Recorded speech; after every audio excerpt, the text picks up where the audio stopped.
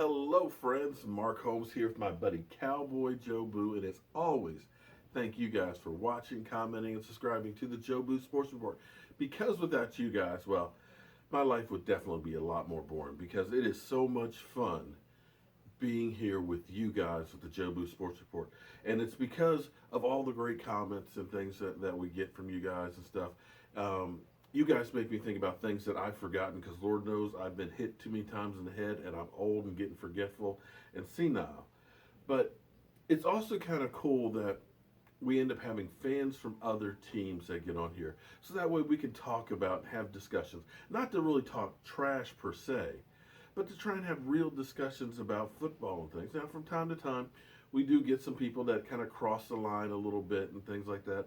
There is that fake Mark Holmes with that picture who keeps talking about his rear end and all that. That's not me. That's some troll out there. Probably some 10-year-old kid thinks he's funny and all that. But be that as it may. It takes all kinds to make the world go around. But it seems like I've pulled a Jerry Jones here. It seems like I've been stirring some shit up. Because you Giant fans, man, it's like a hornet's nest. Don't say nothing about the New York Giants because then you guys go off. You know, all season I've been listening to you guys just busting on the Cowboys because you guys have been pounding that chest. That's right, it's still pretty solid there for an old man. You've been pounding your chest about beating the Dallas Cowboys, and now you got the talking heads out there behind you. Well, when I go ahead and put out there my thoughts and my reasons why I think the Giants will fail, the turnover machine that is Eli Manning, that 201 interceptions that he's had in his career, along with 105 fumbles, got to tell you, I just don't fear that offense. Not without an offensive line, not with guys like Flowers on that line, not without a running game, and adding a Brandon Marshall to me just, I'm sorry. Eli Manning can't get it there anymore. But, you Giants believe what you want to believe. In less than 3 weeks, we'll get it on the field, and we'll settle it there.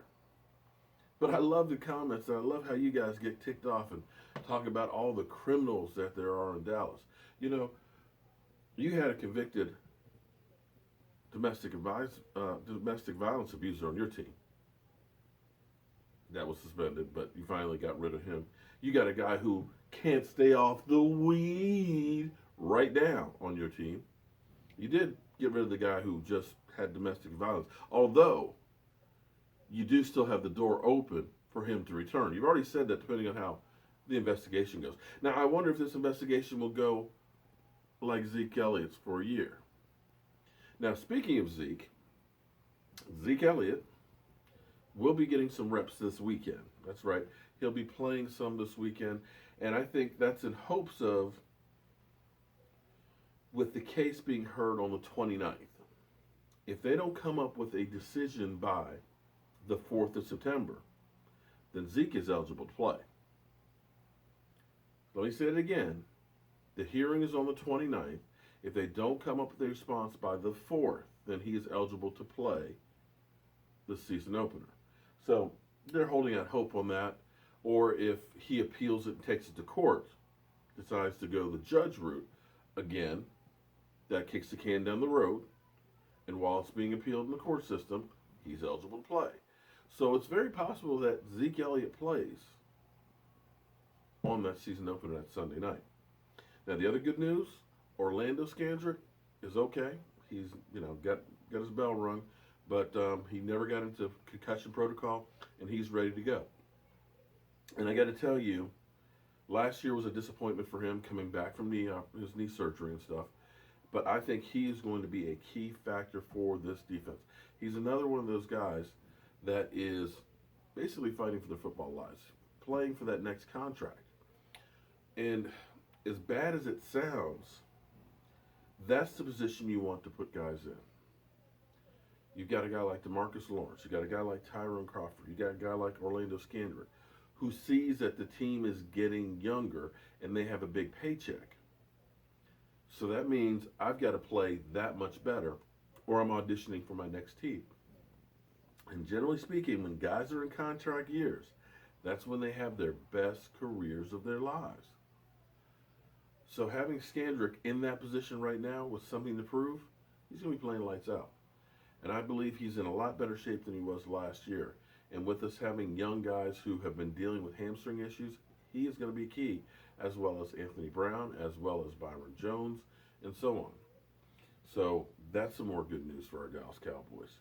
And of course, Cooper Rush has been working with the number twos and is going to get extended minutes this weekend to see if he can take over control of the backup quarterback situation. And even if he can't, I'm sorry, Kellen Moore is not the backup quarterback to me in my mind. We've got to be able to do something better than that. And I know there's not quarterbacks out there that, a dime a dozen, although come September 1st, when we have cut downs, you're going to see some guys that hopefully are a little bit better than Kellen Moore. So we'll see how that situation works. But other than that, everybody else, we've got some nicks and bruises and things, some nagging injuries and things, but we don't have anything thus far major. We don't have anybody out for, weeks and weeks and weeks. Tyron Crawford is probably the one who's in the worst shape at the moment, but he should be actually back for the season opener. So we'll see how all that goes, and we'll see what else happens. I'm working on uploading a video that I taped Hall of Fame weekend for you guys who like the cooking videos, and I love the response for it, even though Cowboys Nation doesn't like my cooking videos. This channel is about a little bit of everything. It's the whole football and life experience, okay? So if you like to smoke cigars, we've got cigars here. I've got Cuban cigars in my cigar box.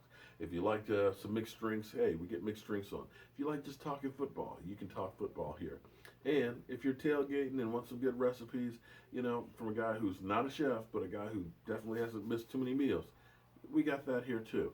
So hopefully this channel is all encompassing, something that you definitely like to watch, enjoy, and get tips on everything for. So as always, friends, I want to thank you guys for watching, commenting, and subscribing to the Jobu Sports Report. And Giants, yeah, we're coming for you. That's right. In short order, I'm Mark Holmes. This is CowboyJobu, and I'll see you guys real soon. Hello, friends. CowboyJobu here with the Jobu Report with some breaking news on Johnny Manziel. Let's go to one of my sources. Hello, fans. CowboyJobu here with the Jobu Report. We have Adam Schefter. Adam Schefter, CowboyJobu, the Jobu Report. What's going on, man? Do you think Jerry Jones would be dumb enough to sign Johnny Manziel? I don't think anybody's going to sign Johnny Manziel. You heard it live on the Jobu Report from Adam Schefter. Back to you in the studio.